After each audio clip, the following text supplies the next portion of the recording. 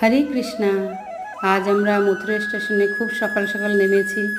আর নেমেই দেখি পরিবেশটা, আকাশটা এত সুন্দর, মনে হচ্ছে যেন প্রকৃতি আমাদের যেন দুহাত তুলে ওয়েলকাম করছে বৃন্দাবনের জন্য।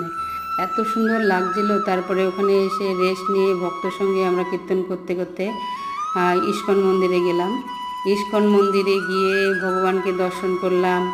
দর্শন করে ওখানে এত সুন্দর কীর্তন হচ্ছিল, সব ভক্তরা কীর্তন করছিল। বৃন্দাবনের কীর্তন অসাধারণ অসাধারণ। ওখানে বসলে আর উঠতে ইচ্ছা করে না। ওখানে ভগবানকে দর্শন করে ওখানে কীর্তন শ্রবণ করে তারপরে ওখানে মিউজিয়াম ছিল। মিউজিয়ামে কি সুন্দর সুন্দর সব মূর্তি তৈরি করে রেখেছিল।